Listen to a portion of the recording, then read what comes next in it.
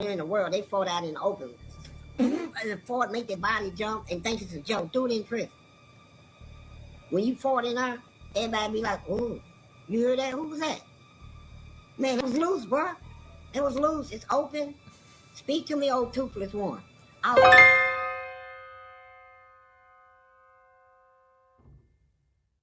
Do y'all ever notice how the "don't drop the soap" jokes have been a fixture of American comedy for decades?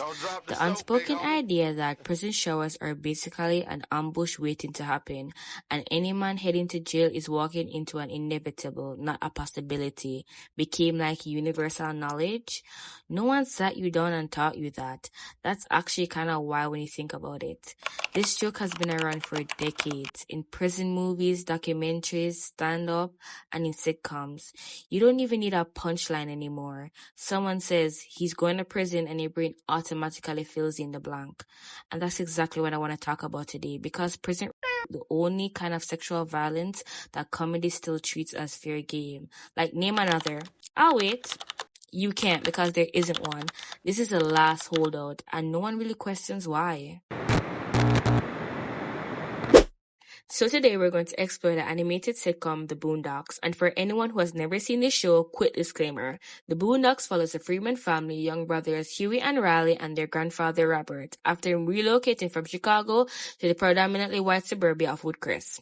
The series uses its cultural clash to deliver satirical commentary on politics, race, and pop culture. So today we're going to break down the episode, A Date with the Booty Warrior. Yes, that's a real title, and no, I did not make it up. Aaron McGregor did, and then he made an entire episode about a guy in prison whose comedic identity is purely sexual predation, and that's somewhere aired on TV.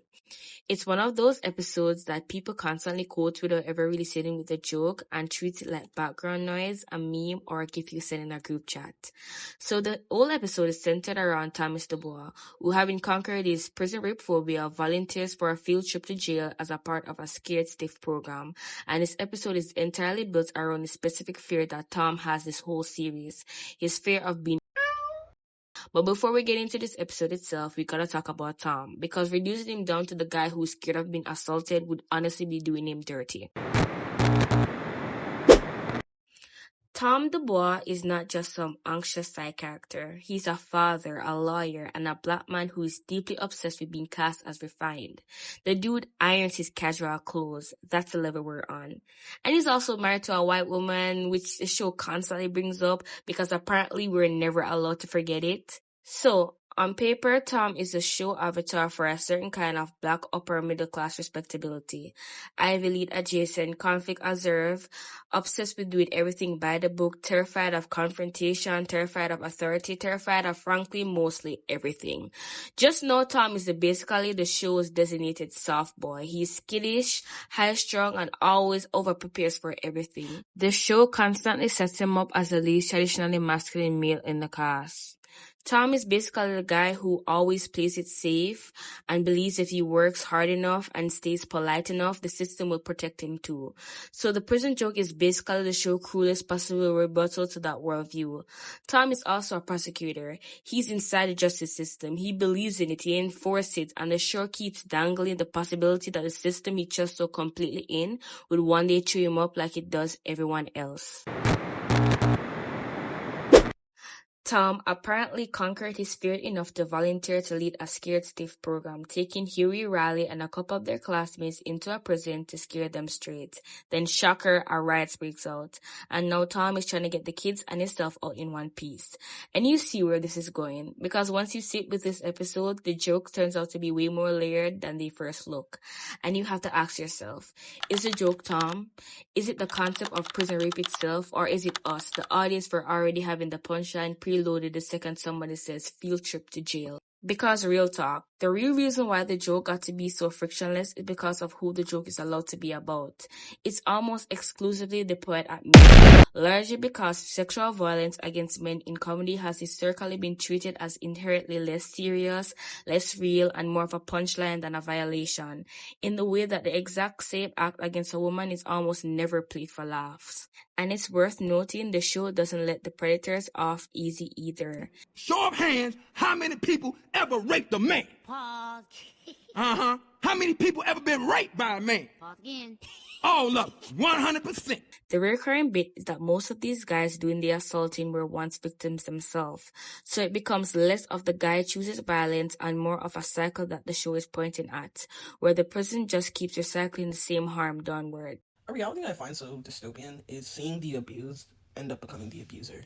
It's like half of me wants to just slap you and just hate you, and another half of me just feels so much pity and sadness and sympathy because I get where you're coming from. And then there's a specific moment in the episode where one of the inmates tries to size Tom up and explain exactly why he would be assaulted. Let's talk about Tom.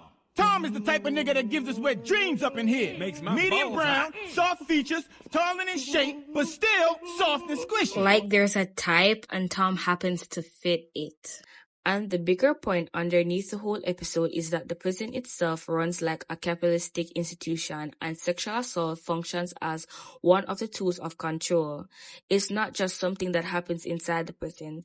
It's a part of what keeps inmates compliant and keeps regular citizens terrified enough of prison to support the system as it is. The prison industrial complex is a system situated at the intersection of government and private interests. It uses prisons as a solution to social, political, and economic problems. It includes human rights violations, the death penalty, slave labor, policing, courts, the media, political prisoners, and the elimination of dissent. So the fear of dropping the soap isn't just a joke.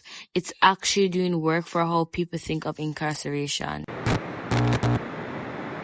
Alright, pulling back from the jokes for a second because this part actually matters. The reason this specific type of assault gets treated as comedy when almost nothing else does comes down to who is assumed to happen to: incarcerated men. From the back with the knife to his throat, and he pulling his hair like this. From the back, got him like this with the knife, and the killer, Killed it! You know how I feel? To slice a nigga throat. and why he dying? You busting a nut. And underneath that sits some old, deeply engraved ideals about masculinity. The belief that a man being sexually victimized is a punishment rather than actual harm. Homophobia is quietly doing a lot of work too, making it feel more acceptable to laugh at because of who is supposed to be on the receiving end.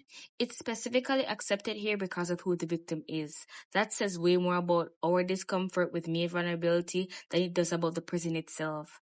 And Tom makes this dynamic even more visible because he's not just some faceless background character. He is a fully fleshed out man with actual problems, personality, family, and anxieties. So where does this leave A Date with the Booty Warrior? Genuinely a well-made episode of a genuine, sharp show. But it's also proof of how far one specific joke has been allowed to travel without anyone stopping to ask what it's actually about. We have heard "don't drop the soap" so many times, it doesn't even register as a rape joke to anyone.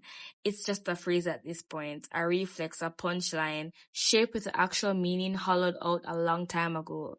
That's what desensitization really looks like. It works the same way a horror movie or a violent video game does.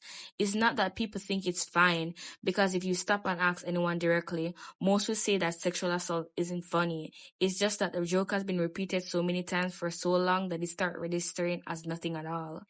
Okay, so this is the end of the video. Let me know your thoughts in the comments, and if you really like this one, give it a like and consider subscribing. I'll see you in the next one.